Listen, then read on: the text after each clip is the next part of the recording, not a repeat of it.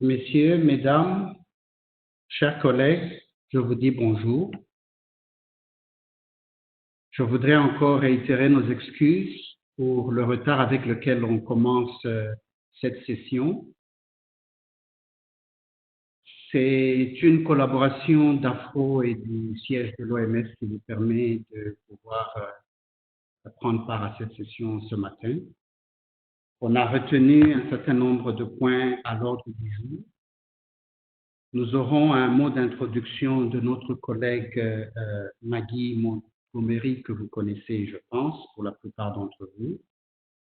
Ensuite, on aura une présentation sur le sujet du jour qui est l'eau, l'hygiène et l'assainissement en milieu sanitaire pendant que l'on fait face au Covid-19. Nous aurons aussi une présentation de l'expérience de réponse au niveau pays. On a 2 pays alignés. On va d'abord recevoir le collègue de la Guinée qui va partager avec nous leur expérience de coordination. Ensuite, nous aurons une deuxième présentation du Niger où nous aurons également une expérience partagée sur l'eau, l'hygiène et l'assainissement et la prévention et le contrôle des infections. Après ces 3 présentations, nous aurons une petite session de questions et réponses qui sera ouverte à tous. Éventuellement, compte tenu du problème que l'on a connu lors de la dernière session en ligne, vous êtes invités à pouvoir déjà donner vos questions dans le chat en les écrivant. Et au besoin, on pourra vous aider à libérer votre micro pour que vous puissiez intervenir si vous en exprimez le besoin. Il y aura un mot de conclusion qui va nous permettre de faire le point sur ce que nous aurons échangé. Alors, sans plus tarder, si ma collègue Maggie est prête, je vais l'inviter à pouvoir vous adresser. Maggie, si tu peux prendre la parole. Oui, bonjour tous et merci beaucoup Guy et merci tout pour prendre le temps pour partager et pour apprendre les nouvelles choses comme ce monde est wash dans le centre de santé et le coronavirus. Et juste pour dire, avant cette épidémie, nous fait beaucoup de travail dans les pays d'Afrique de l'Ouest et pour nous c'est une bonne opportunité pour continuer avec ce travail parce que c'est les mêmes interventions et c'est les mêmes outils et WASH, spécialement WASH dans les centres de santé, c'est une intervention très très importante pour lutter, mais aussi pour faire les traitements de corona. So, merci beaucoup. J'attends pour écoute et pour répondre pour quelques questions. Merci. Très bien, Maggie. Alors, la présentation principale sur l'eau, l'hygiène et l'assainissement en milieu sanitaire, qui couvrira éventuellement aussi la gestion des déchets, sera faite par ma collègue Sophie Boisson. Sophie, tu as la parole. Merci Guy, bonjour à tous. Donc je vais commencer la présentation. Donc commençons tout d'abord par voir la situation à l'échelle mondiale. Ces données représentent donc le nombre de cas confirmés ainsi que le nombre de décès dans le monde. Donc c'est daté d'hier, donc les figures ont certainement changé comme la situation évolue très rapidement. Mais simplement pour souligner que pour l'instant, nous avons plus de 3,4 millions de cas confirmés dans le monde avec plus de 241 000 décès enregistrés. Quand on voit la situation dans la région OMS d'Afrique, Donc là, ce sont des données du 4 mai. Une fois encore, elles ont certainement changé depuis. Mais à cette date, on enregistrait plus de 31 000 cas confirmés et plus de 1000 décès. On peut voir qu'il y a une augmentation du nombre de cas par jour qui est importante, plus de 1000 cas par jour depuis le 25 avril, et on voit que la tendance hebdomadaire ne cesse d'augmenter. Il y a actuellement 46 pays qui sont affectés. Désolée, je prends un petit peu de temps pour changer de diapo. Donc, cette diapo, simplement pour souligner que l'ONU a lancé donc, une réponse humanitaire mondiale pour lutter contre le coronavirus. Et le WASH, ou l'eau, l'hygiène et l'assainissement, est absolument essentiel dans cette réponse mondiale. Donc, non seulement pour limiter la propagation du virus,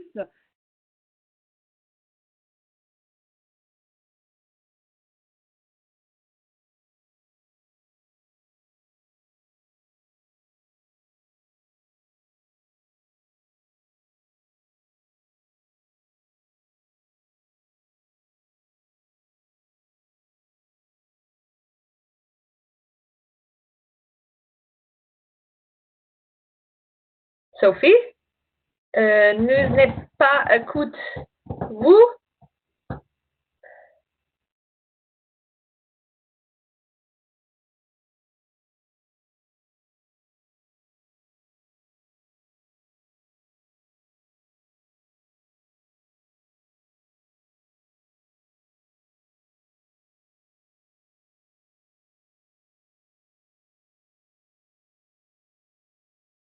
On a quelques problèmes.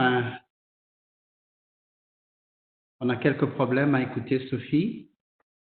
Oui, peut-être c'est les connexions de Wi-Fi, parce qu'en France, il y a quelques problèmes avec les Wi-Fi. Peut-être, Guy, c'est possible pour continuer? Et je recommande, Sophie, peut-être vous utilisez les téléphones, parce qu'il y a un numéro de téléphone aussi pour connecter. Oui. Il est clair, l'eau, l'hygiène et l'assainissement est vraiment important dans la réponse mondiale contre le Covid, et cela ressort éventuellement du plan des Nations Unies. Et ce plan nous dit déjà qu'il faudrait d'abord essayer de contenir la propagation de la pandémie du Covid-19 tout en réduisant la morbidité et la mortalité. Le deuxième point est qu'il faudrait réduire la détérioration des avoirs et des droits humains, la cohésion sociale et des moyens de subsistance. Ensuite, il faudrait s'assurer que l'on protège, assiste et plaide en faveur des vulnérables. Les vulnérables, on compte les réfugiés, les déplacés et les autres communautés qui peuvent être affectées plus facilement par la pandémie. Par rapport à l'OMS, il a été établi dans la plupart des pays pour cette réponse au moins 8 piliers.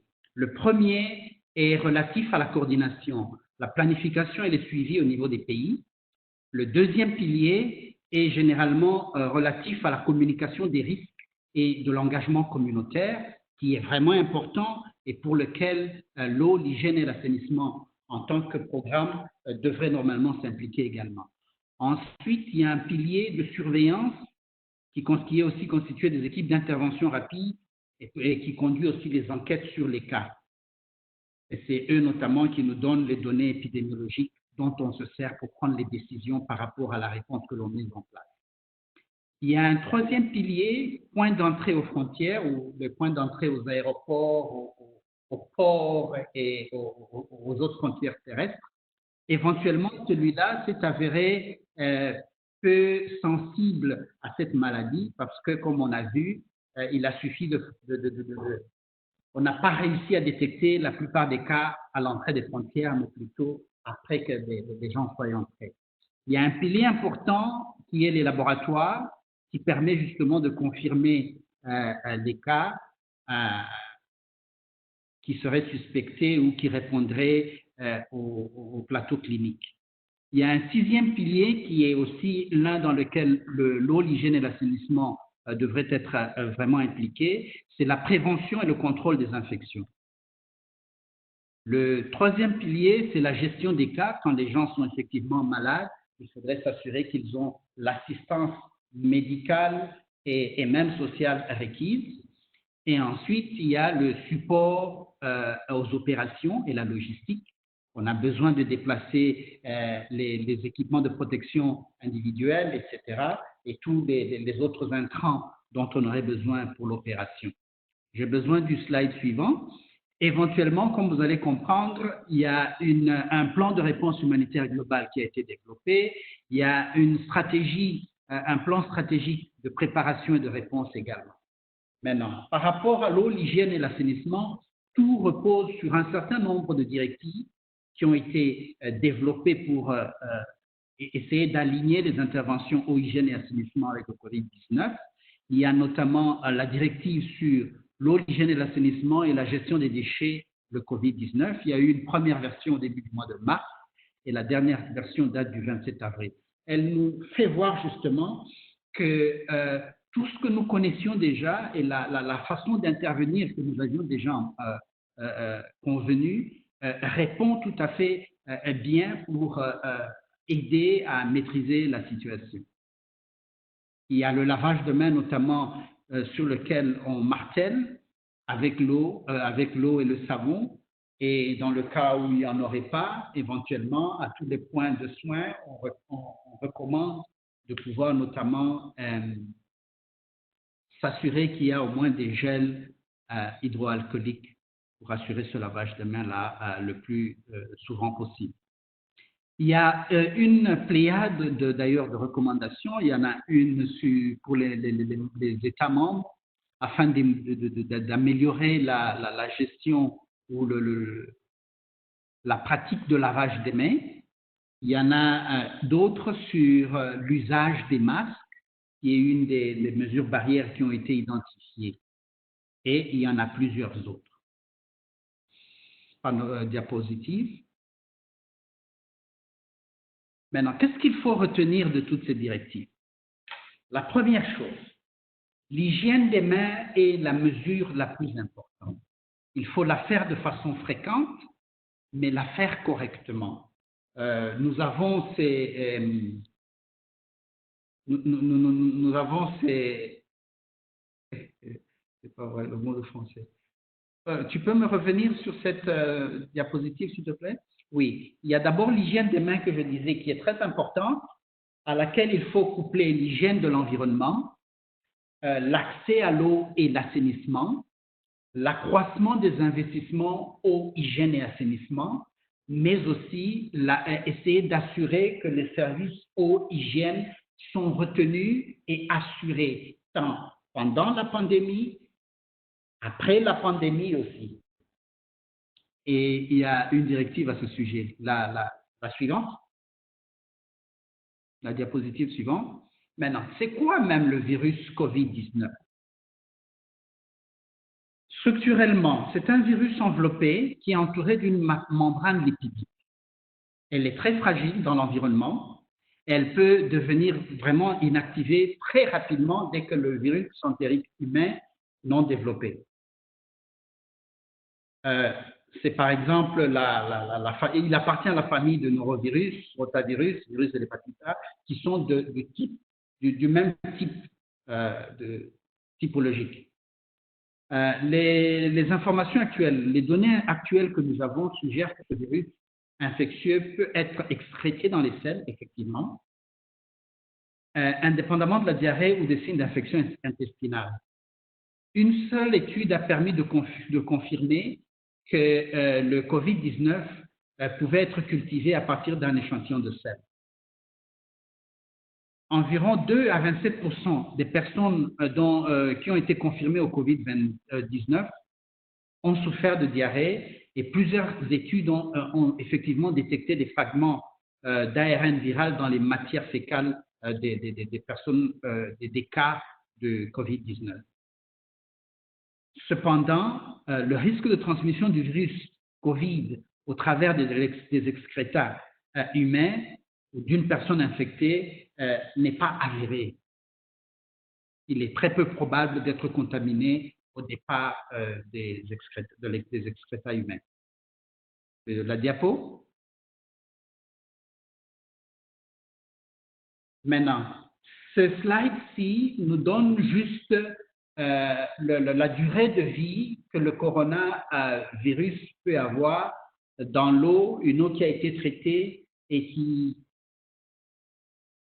duquel on élimine le chlore. Ça nous donne à quelle température, quelle durée de vie il peut avoir, etc. Et les références éventuellement des études qui nous ont permis d'avoir ces données. Dans les eaux usées, il peut faire 2 à 4 jours. Dans les selles de bébé, on dit qu'il peut résister jusqu'à 3 heures, etc. Ça donne un peu la durée d'inactivation du virus dès qu'il est dans ces milieux précis. Suivant. En résumé, du point de vue survie du coronavirus dans l'homme, on dit que des températures plus élevées, un pH élevé ou très bas, la lumière du soleil ou même les désinfectants courants usuels qui sont souvent à base du chlore, ils peuvent effectivement faciliter l'inactivation du virus. Il y a beaucoup de discussions quand même par rapport à l'interprétation de qu'est-ce qu'on appelle température élevée, si le virus va survivre effectivement ou pas. Sur les surfaces, une inactivation efficace peut être obtenue en moins d'1 minute en utilisant de l'éthanol à 50% ou même de l'hypochlorite de sodium à 0,1%. À titre de comparaison, on peut voir par exemple que pour l'adénovirus, il nous a fallu 132 jours pour pouvoir le désactiver à 99% dans les eaux usées. Et ça, c'est un agent pathogène fécal-oral non enveloppé. Donc, il est différent du coronavirus. La diapositive suivante.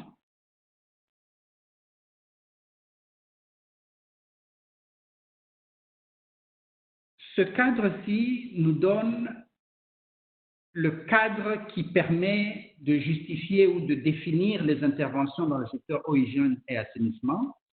Et là, nous sommes en train de parler de la gestion la gestion sanitaire de l'eau. Et comme vous savez, le document clé, c'est la directive sur l'eau de boisson, la qualité de l'eau de boisson, la 4e édition, qui est la dernière en date. Nous avons aussi une directive sur la gestion sûre de l'eau et une directive sur la performance du traitement de l'eau. Comment traiter l'eau? Quel est le mode de traitement qui permet l'élimination optimum des pathogènes? On définit les critères d'ébullition, de filtration, les autres technologies qui permettent effectivement d'enlever ou d'éliminer les pathogènes. Alors, les considérations clés sont l'utilisation de l'approche des plans de gestion de la sécurité sanitaire de l'eau, la protection du point de production de l'eau au point d'utilisation, l'analyse des risques et éventuellement le développement des activités de mitigation. L'usage du chlore, l'assurance que le chlore résiduel a plus ou moins 0,5 mg par litre après une durée de contact d'au moins 30 minutes à un pH inférieur à 8. Il faut aussi retenir que les traitements au point d'utilisation lorsqu'un approvisionnement en réseau n'est pas disponible. Ça, c'est le cas dans la plupart de nos points de soins en Afrique. Il ne faut pas forcément l'eau courante, mais il faut de l'eau à disposition, de l'eau de qualité à disposition, de qualité acceptable. Alors, il faut se référer éventuellement au document vert, comme j'aime l'appeler, qui donne la façon de gérer l'eau, l'hygiène et l'assainissement en milieu sanitaire. Il nous donne tous les types d'interventions et les standards à observer. La diapositive suivante. Alors, en plus de la gestion sûre de l'eau, on pense qu'il faudrait aussi assurer la gestion sûre de l'assainissement, c'est-à-dire du point de production de l'excréta dans des toilettes, pas en plein air, et toute la chaîne, le confinement, le transport, le traitement pour la réduction de la charge bactérienne dans les déchets, et éventuellement l'utilisation et la remise dans l'environnement qui doit se faire aussi selon des normes. On a une directive notamment qui vous permet de comprendre comment cela devrait se gérer. Il existe des technologies pratiques et simples de traitement des eaux usées. On parle ici des fosses septiques, on parle ici des champs d'épuration, on parle des bassins de stabilisation d'eau usée, on peut faire l'enfouissement et la couverture des boues, etc. Et comme vous savez, il y a aussi des directives sur l'assainissement et la santé qui a été produite en 2019. Je peux avoir la diapositive suivante.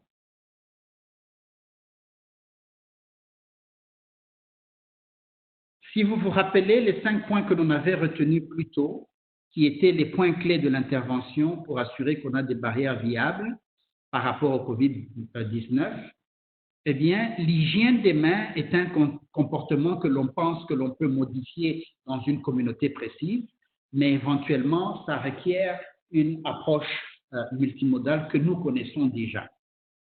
De un, il faut s'assurer que l'infrastructure minimum et les ressources qui y vont avec sont disponibles pour pratiquer effectivement l'hygiène des mains. Là, nous sommes en train de parler du dispositif de lavage de mains, nous sommes en train de parler d'un peu d'eau, nous sommes en train de parler du savon ou des alternatives. De deux, il faudrait que les personnes aient la formation requise pour savoir pourquoi ils font quoi qu'ils doivent faire, quand est-ce qu'ils doivent le faire et comment ils doivent le faire, comment se laver les mains correctement. Il faudrait bien sûr qu'on s'assure que l'on vérifie ou qu'il y a des mécanismes de vérification qui sont mis en place pour s'assurer que ce qui doit être fait est fait. Les infirmiers se lavent les mains avant de passer à la prochaine procédure ou bien de passer au prochain patient. Il faut s'assurer aussi qu'il y a des moyens de rappeler aux gens qu'il faut pratiquer l'hygiène de main au bon moment et de manière correcte. Ça, je parle des affiches ou de l'information comme aide-mémoire qui est à disposition ou de la communication avec ces agents de santé et tous les autres personnes intéressées. Éventuellement, il faut évidemment une culture au sein d'un établissement sanitaire qui pourrait valoriser l'hygiène des mains et en particulier avec un cadre, avec un soutien de tous les gestionnaires de l'infrastructure, de l'hôpital, du district sanitaire, etc. Diapo. Alors, vous devez établir et renforcer vos programmes afin d'être prêts pour le COVID. Je parle ici de programmes eau, hygiène et assainissement. Il y a des mesures minimum à prendre. Les établissements de santé devraient établir ou renforcer leur programme d'amélioration de l'hygiène des mains afin d'agir rapidement, assurer un minimum dans les domaines suivants. Il faudrait acheter des quantités suffisantes de fournitures pour assurer cette hygiène de main, le savon, les dispositifs de lavage des mains, pour le personnel, pour les patients et pour les visiteurs. Ça doit être mis à disposition aux endroits requis, à l'entrée où on fait le triage, au point où on fait les traitements et assurer aussi le reste, dont l'élimination des déchets. Il faudrait s'assurer que même si les gens étaient formés, on peut faire une formation à nouveau pour s'assurer que la connaissance est effectivement à portée de main. Il faut produire des rappels et des communications pour prévenir la propagation de la maladie, tant à l'hôpital que dans les communautés sous-jacentes, des formations en cascade et des communications persistantes. La diapo suivante. La gestion sur des déchets biomédicaux est aussi importante. On a à l'OMS une directive ou un ouvrage, un document technique qui permet de guider comment gérer les déchets dans les milieux hospitaliers. La ségrégation des déchets, c'est clair, à la production, au traitement et même à l'élimination. Il faudrait des voies différentes. On parle des déchets médicaux, on parle des déchets infectieux, on parle même des déchets piquants qui doivent avoir des lignes différentes. L'usage des équipements de protection individuelle, c'est là où nous avons des problèmes. Pour le moment, en Afrique, on a de plus en plus de personnel de santé qui sont contaminés. On a besoin on ne peut pas réussir cette réponse sans le personnel de santé bien équipé.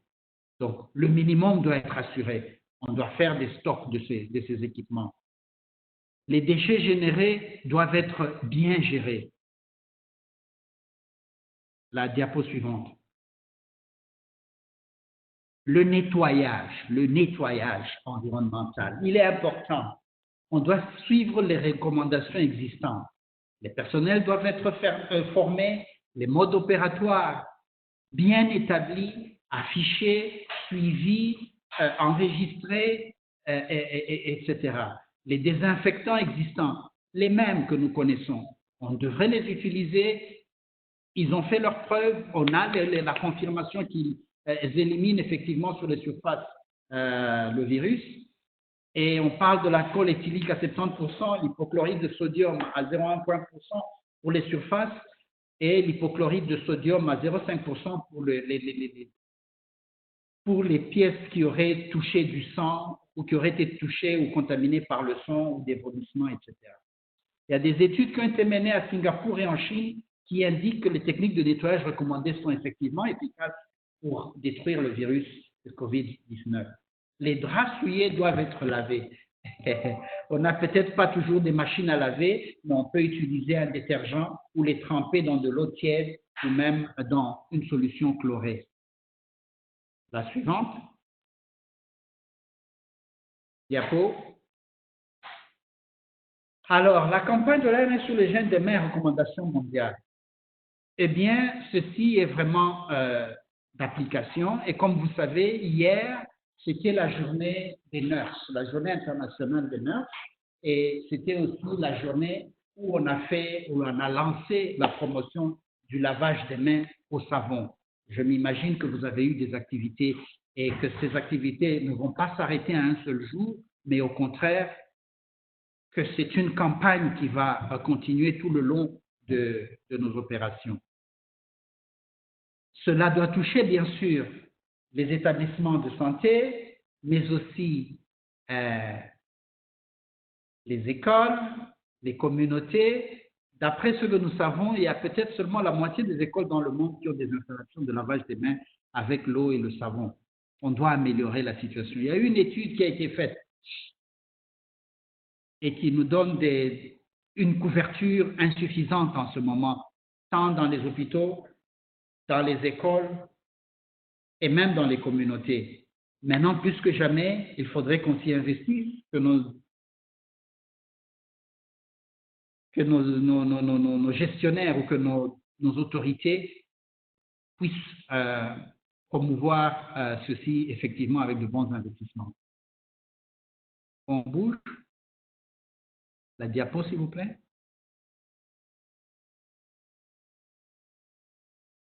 L'hygiène des mains peut se faire de plusieurs façons. On a eu des questions sur, oui, on nous parle de l'eau et le savon, mais on n'a pas l'eau. Qu'est-ce qu'il faut faire?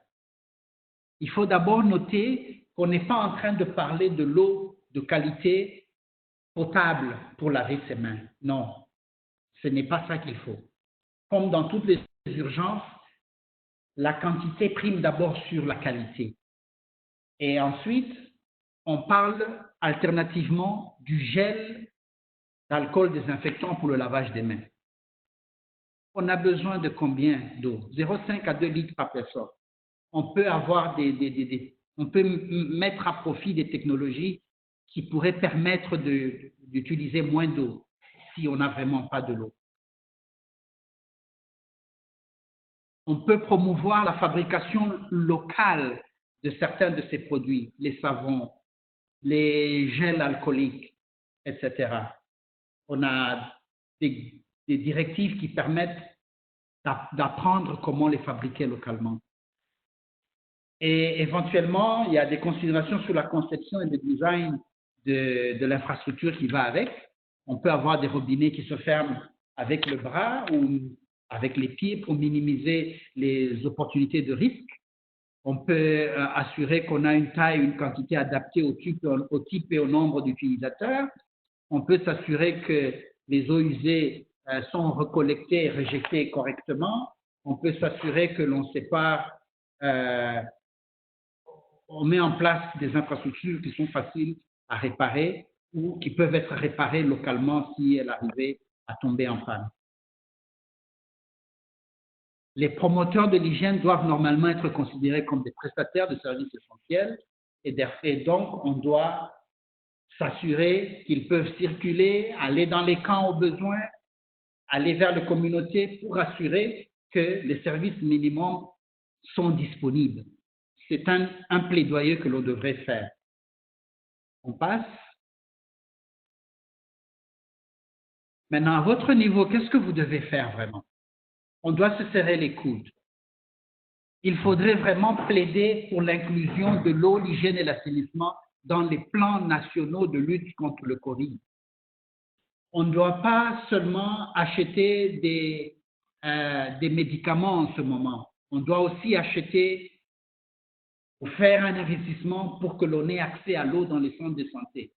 Dans les centres de confinement, il doit y avoir des toilettes. Donc, tout cela doit être planifié.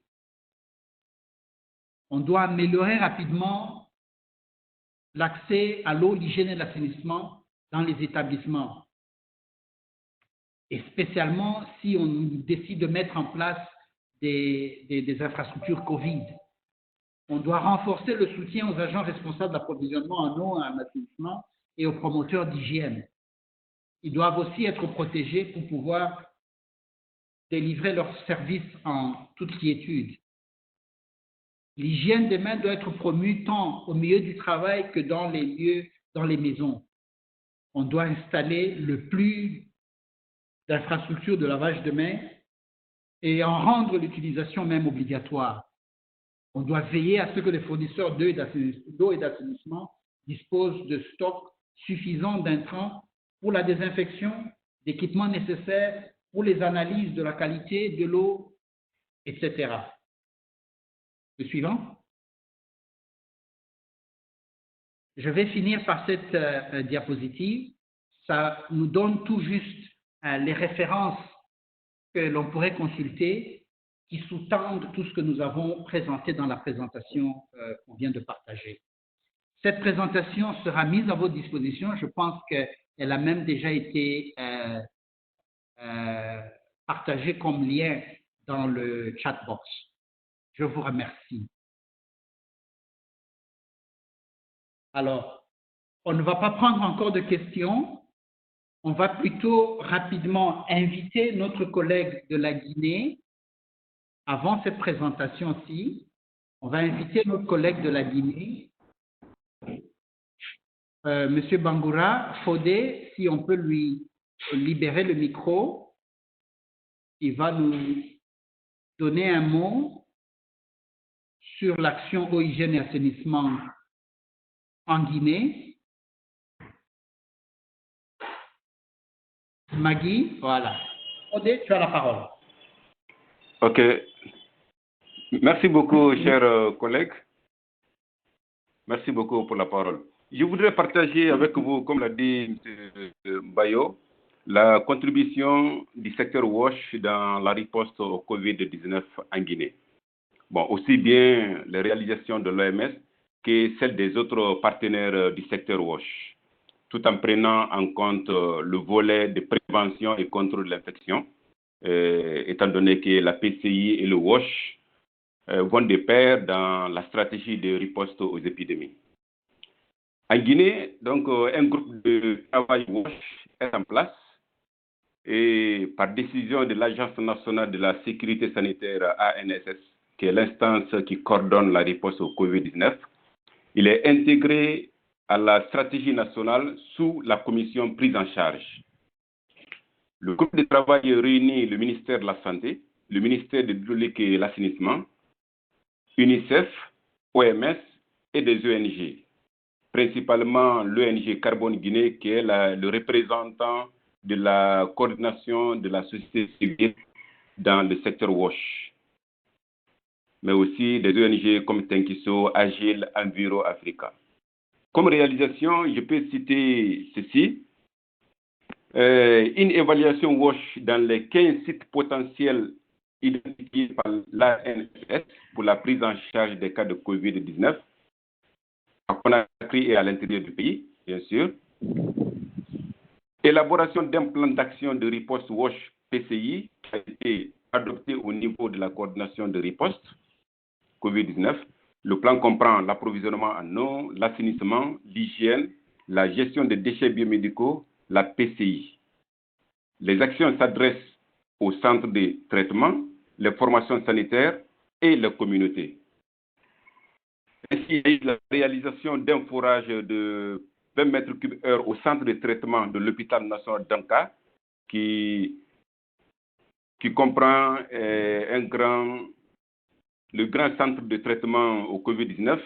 Ce nouveau forage sera interconnecté avec d'anciens forages pour bien alimenter le site de prise en charge. Il y a aussi la réalisation qui est en cours au niveau du centre de traitement de Nongo, le deuxième centre, d'un forage, et il y aura la réhabilitation d'un ancien sur ce site. Il y a aussi eu la distribution des kits de lavage des mains, le processus continue d'ailleurs, accompagné du support de sensibilisation sur la prévention du Covid et les étapes du lavage des mains. Cette activité se réalise tout azimut, les institutions internationales, des ONG, les personnes de bonne volonté, tout le monde se met pour accompagner les formations sanitaires, les communautés et les groupes vulnérables en kit de lavage des mains qui comprend également du savon, bien entendu. Appui à l'amélioration de la gestion des excrétas dans les centres de traitement du camp Alpha Yaya et de Nongo. Le camp Alpha Yaya abrite des cas de COVID-19 confirmés pour des agents, les militaires. Il y a aussi, au niveau de l'OMS, le recrutement qui est lancé de 12 consultants en PCI.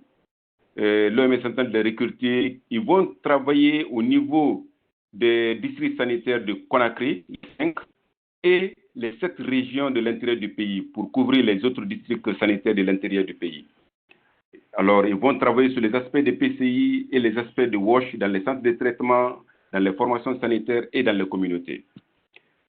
Nous appuyons aussi la production locale de la solution hydroalcoolique avec des sites à l'intérieur du pays à Conakry qui avaient été installés par l'OMS et la PCG qui est l'unité où on veut centraliser la production.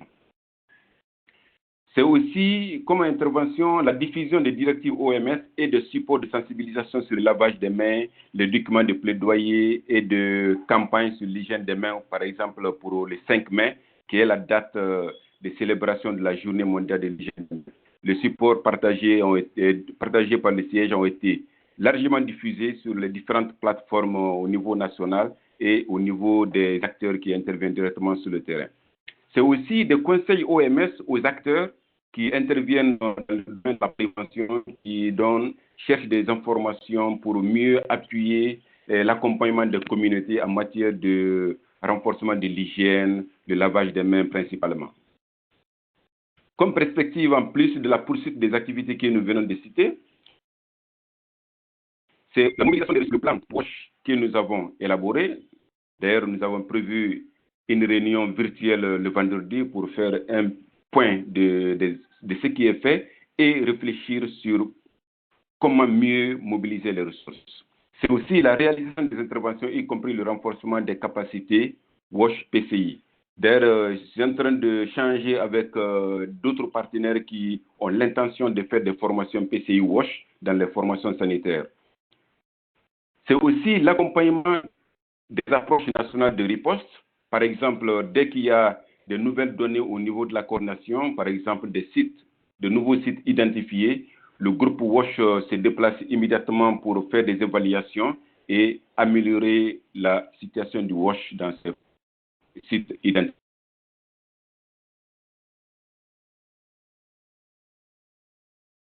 C'est vraiment le renforcement des synergies d'action pour la continuité des services dans les formations sanitaires et la résilience dans les communautés. Je vous remercie de votre attention. Merci beaucoup, Bangoura. Et gardez encore vos autres questions. On va revenir à la session de questions et réponses juste après la présentation du Niger. Docteur Mariama, vous avez la parole. Vous partager avec vous l'expérience du Niger en matière de prévention et contrôle de l'infection dans le contexte de la réponse au COVID-19 au Niger. Diapo, s'il vous plaît.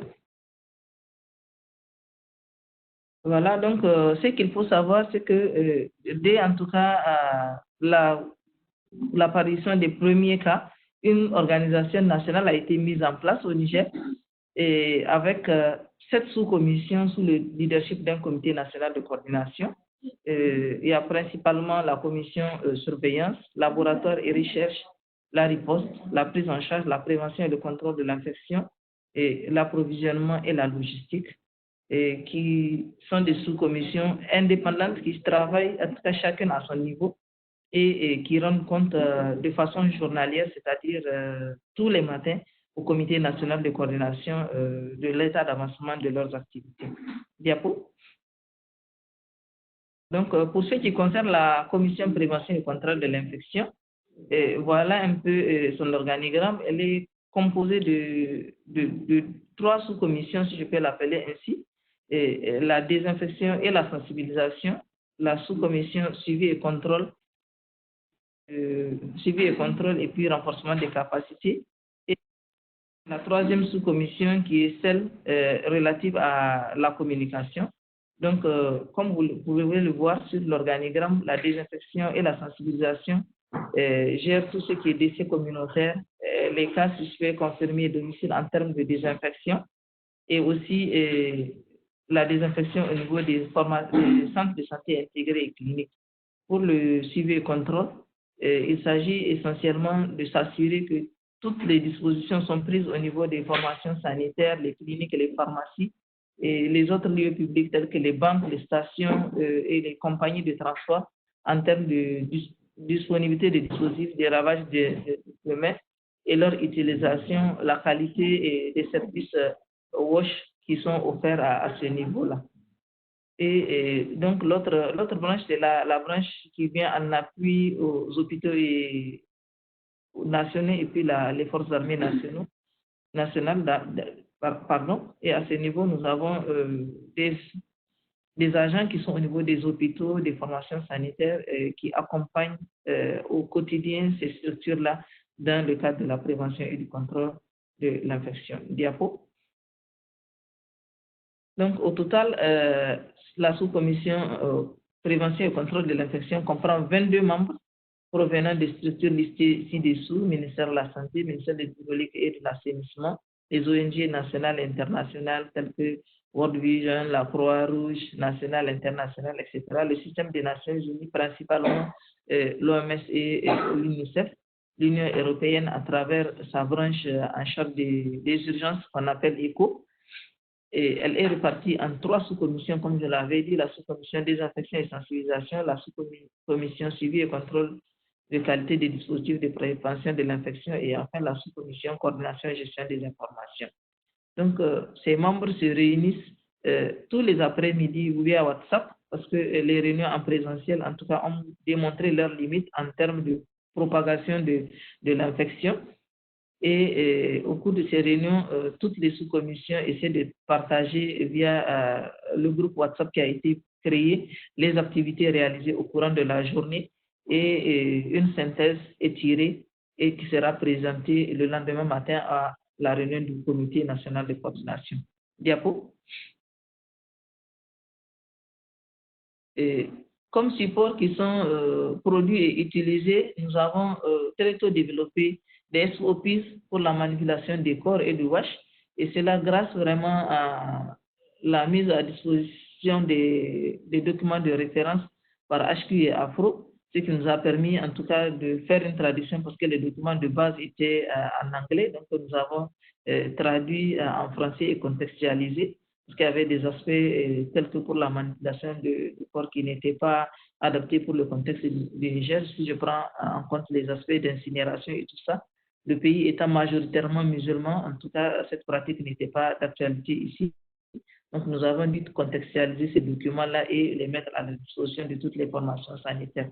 Et la commission a également développé des fiches de gestion des décès communautaires, des fiches de désinfection des ménages et des formations sanitaires et une fiche d'évaluation de la réponse WASH dans les formations sanitaires. Nous avons également, avec la contribution d'un collègue de Afro, développé et validé des modules de formation des agents de santé sur la prévention et le contrôle de l'infection et également adopté des affiches qui vont nous permettre en tout cas de faire en sorte qu'il y ait des affiches dans toutes les formations sanitaires et là où le besoin se fait ressentir en termes de rappel par rapport à tout ce qui est des dispositions à prendre en matière de contrôle, prévention et contrôle de l'infection et WASH. Et le suivi et l'évaluation des activités de la commission sont assurés à travers un suivi d'un certain nombre d'indicateurs qui ont été définis d'un commun accord avec la coordination nationale et chaque semaine, le point est fait en termes de niveau d'atteinte des indicateurs et présenté à la coordination nationale par la commission prévention et contrôle de l'infection. Diapo, s'il vous plaît. J'arrive à la fin de ma présentation en présentant les principales réalisations, en tout cas depuis le début de l'épidémie au Niger, principalement le 19 mars, où le premier cas a été détecté ici. Et nous avons au total procédé à la désinfection et décontamination de 755 ménages, c'est-à-dire toutes les personnes qui ont été dépistées COVID positives. En tout cas, leurs domiciles ont bénéficié d'une désinfection par les bons soins de la Commission prévention et contrôle de l'infection. Et ici, c'est le lieu pour nous, en tout cas, de louer l'apport non négligeable de la Croix-Rouge nationale qui a mis à la disposition de la Commission beaucoup d'agents de désinfection qui nous ont permis d'arriver à ce résultat-là. La désinfection aussi des formations sanitaires, 140 à peu près ont pu être désinfectées à ce jour. Et les structures grand public telles que les salles de conférence où les gens se retrouvent, les ministères ou les réunions du comité de coordination nationale, ministère de la Santé et les autres ministères, et la primature, la présidence, le palais des congrès où le comité interministériel se réunit toutes les semaines pour statuer par rapport aux résultats et à l'évolution de l'épidémie. Nous avons également procédé à l'évaluation des formations sanitaires et renforcé les dispositifs qui sont en place pour la prévention et le contrôle de l'infection, en termes surtout d'EPI et de leur utilisation. À peu près 297 ont pu bénéficier de cette évaluation et renforcement. Nous avons, à travers la commission contrôle de qualité des dispositifs de lavage de mains, procédé en tout cas à la vérification de cette disponibilité et l'utilisation correcte des dispositifs au niveau de 198 structures à ce jour et assurer un enterrement digne et sécurisé de 37 corps, dont 11 décès communautaires et à la formation présentement en cours de 500 agents de santé de la communauté urbaine de Niamey qui est l'épicentre de l'épidémie ici au Niger. Donc voilà en résumé ce que je voulais partager avec vous en termes d'expérience du Niger. Ça, vous avez quelques photos ici d'une structure de santé qui est en train d'être désinfectée à droite. un dispositif de lavage de mains devant une formation sanitaire et la désinfection aussi des tentes des personnes qui ont été en confinement après leur libération. Je vous remercie de votre aimable attention. Merci beaucoup, docteur Mariama. Là, on vient de boucler les 3 petites présentations que nous avions alignées pour vous aujourd'hui. On va passer à la séance de questions et réponses avant de clôturer la session. Je viens de voir qu'il y a quelques questions dans le chat box. Je vais donc appeler Sophie, si tu as réussi à revenir en ligne. Sophie est en ligne maintenant? Oui, ça y est, Guy. Désolée pour cette coupure d'électricité. Plutôt. En France, il y a des coupures d'électricité aussi? Ah oui, oui. Ça Ok, arrive. alors si tu peux adresser les quelques questions qui nous ont été posées là. Ok. Donc, j'adresse la dernière question. Ok.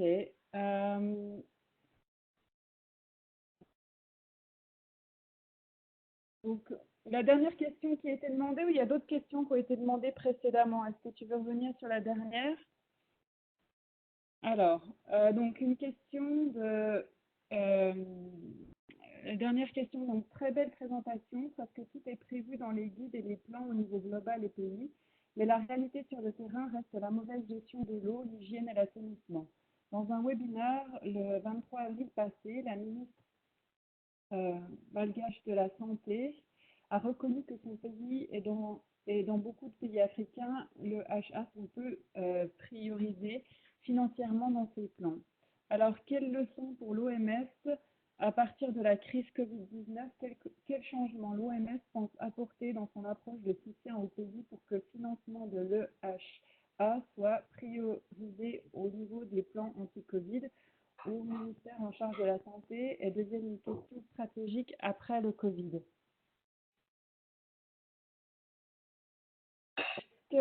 Est-ce que Maggie, tu veux répondre? Oui, peut-être je vais répondre en bref en anglais et si vous aidez-moi, Sophie, c'est bien. Non, ça c'est une très très bonne question.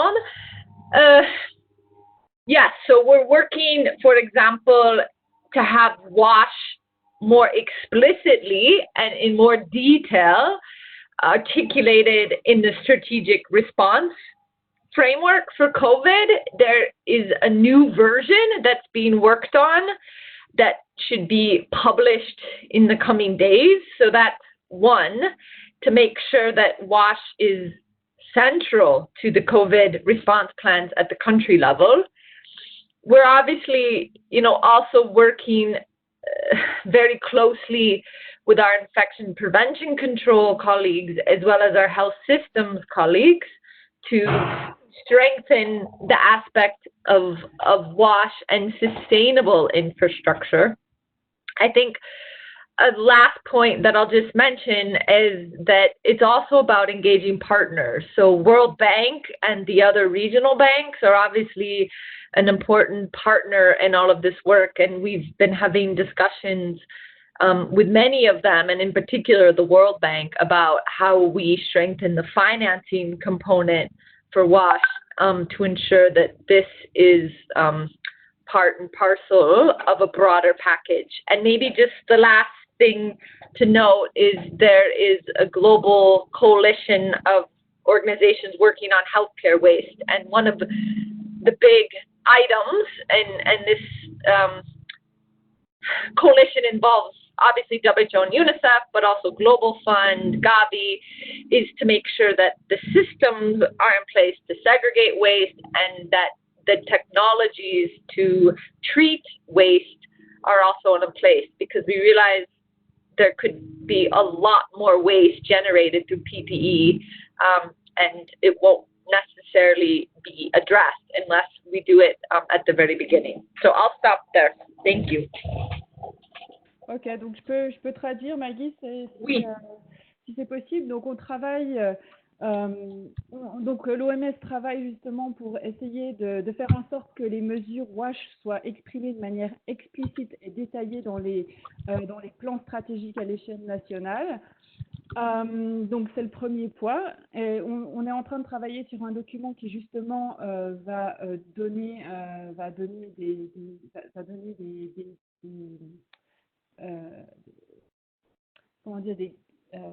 des clés pour faire cela.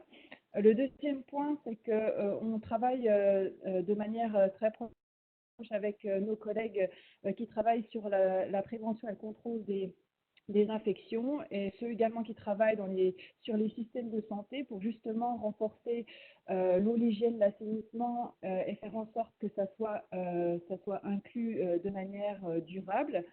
On travaille également, et la troisième, c'est qu'on travaille également avec des partenaires.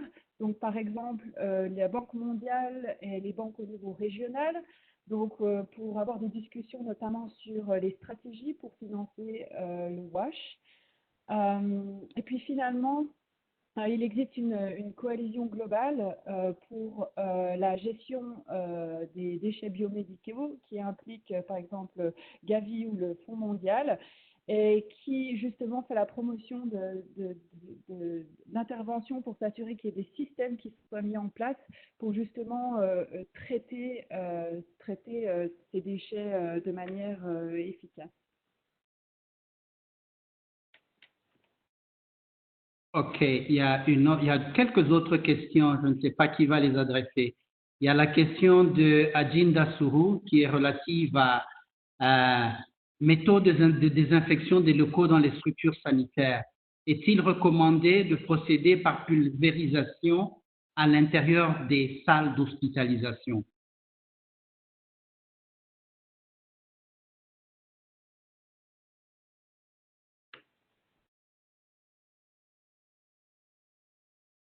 Bonjour Guy, c'est Arabella ici. Je ne sais pas si Sophie est toujours en ligne, mais je peux répondre à cette question. L'OMS ne recommande pas de faire la pulvérisation à l'intérieur des salles d'hospitalisation. Il n'y a pas de l'évidence que ça marche et peut avoir des mauvaises conséquences pour la santé du personnel et des patients. L'OMS recommande toujours l'utilisation de l'hygiène des mains, qui est la plus utile approche pour la prévention de COVID-19. Il y a quelques recommandations pour le nettoyage et désinfection faites par le CDC. Je ne sais pas si le guide est déjà disponible en français, mais je vais voir tout de suite sur le site et je peux partager même la guide en anglais si la version française n'est pas disponible. Et cette guide avoir des spécifications techniques par rapport à la solution du chlore pour faire le nettoyage et désinfection. Et en sommaire, non, on ne recommande pas la pulvérisation. OK. Je crois que vous avez eu votre réponse. Hein? En définitive, la pulvérisation amène des inquiétudes par rapport aussi à l'intégrité de l'environnement. Et ensuite, il est clair, jusque maintenant, on n'a pas encore démontré l'efficacité de cela. Mais par contre, on a bel et bien démontré l'efficacité du lavage des mains et de la désinfection des surfaces par lavage avec les désinfectants habituels. Ce qui fait que l'on estime que ce serait une dilapidation de ressources à faire cela, alors qu'en le faisant, il y a beaucoup plus de risques. Il y a des recombinaisons chimiques possibles, des dérivés de chlore avec les matières organiques, des déchets qui peuvent être dans la salle. C'est tout des risques. C'est pour ça qu'on n'encourage pas cela, on ne recommande pas cela. Maintenant, le Niger, il y a une question par rapport à, dans la présentation que tu as faite, Dr Mariama. Quel est le produit désinfectant qui a été utilisé? Le produit désinfectant qu'on utilise, c'est le chlore. solution chlorée à 0,5%, c'est ça, non? Pour la décontamination, pour la pulvérisation. Merci. Il y avait une question par rapport à cela qui a été adressée. Si Arabella peut revenir encore, ou Sophie, sur le pourcentage de chlore que l'on recommande. Il y a une question qui disait 0,05 et 0,5. Parce qu'il y a une différence entre quand c'est pour les mains, quand c'est pour les surfaces inertes, etc. Oui, Arabella? Arabella, ou sinon je suis revenue. Sophie, vas-y. Donc généralement, l'utilisation de chlore pour le lavage des mains n'est pas recommandée, mais seulement en dernier recours et devrait être à 0,05%.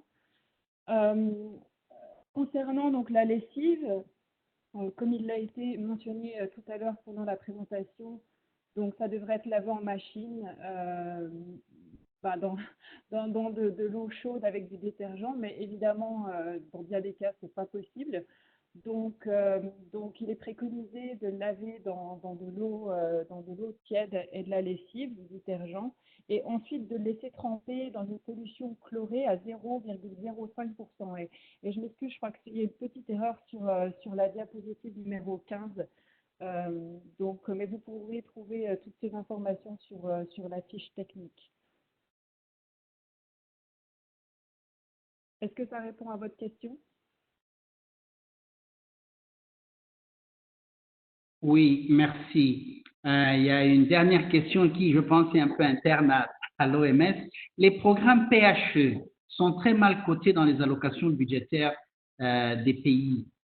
On ne reçoit presque plus de fonds. Quelle stratégie d'AFRO pour le sous-secteur WASH vu l'émergence des pandémies?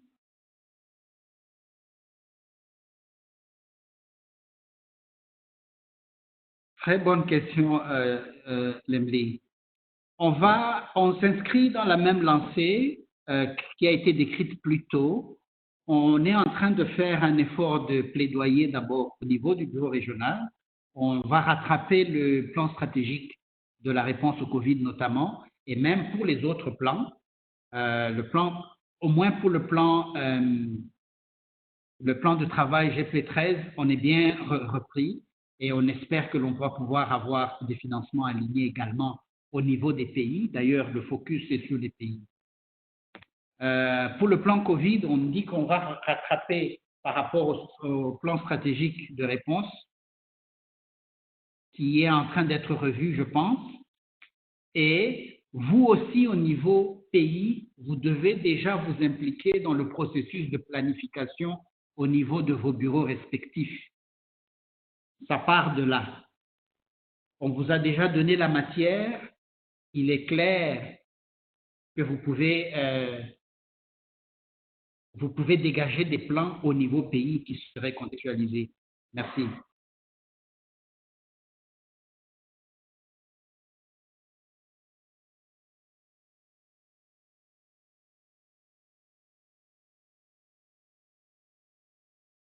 Alors, je ne vois plus d'autres questions. Maggie, tu voudrais encore intervenir? Ah, si, il y a une question sur le SWA.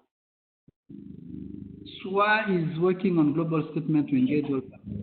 Oui, ok, c'est une réponse. Ok. oui, I can answer this. Yes, WHO has signed the statement. Our DG has signed it. And we're working on a communications effort around this statement. And that will be coming out next week. So we'll make sure to share the links on the WHO global site, which you can then obviously disseminate and adapt on your country site. So yes, WHO is part of the statement around the WASH financial prioritization. So good question. And maybe just a last comment, because I think Guy was also asking for any last comments.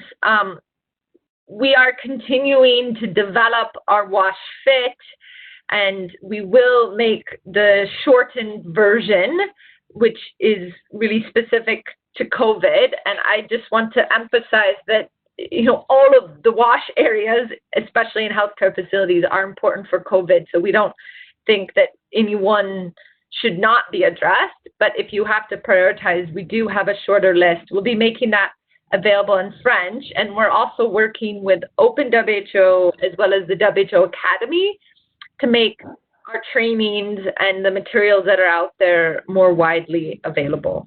So I just really want to thank all of you. Next time, I hope to be speaking in French. And yeah, continue all the really important work. We need WASH now more than ever. Merci beaucoup. C'est avec cela que je vais donc conclure. Je vous remercie pour votre attention pendant un peu plus d'une heure. Je vais encore réitérer toutes nos excuses pour le retard et la difficulté de connexion que nous avons connue. Je pense que nous allons organiser à nouveau une autre session similaire, peut-être sur des thématiques toujours liées à l'eau, l'hygiène et l'assainissement dans les jours à venir. Et éventuellement, comme on le fait déjà, on a une série de webinaires en anglais. On va voir dans quelle mesure en offrir également en français.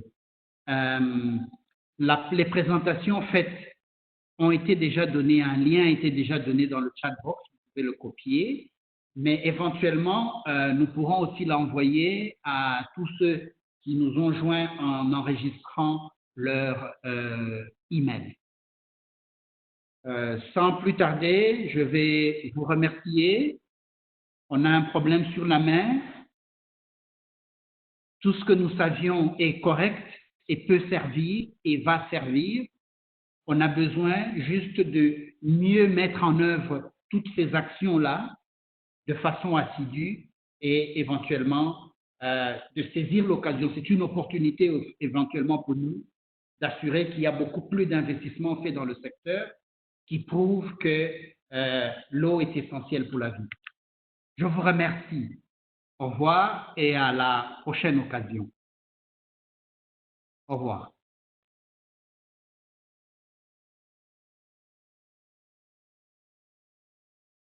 Au revoir, merci, bonne journée à tous.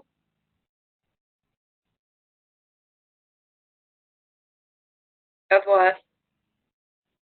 Au revoir à tous.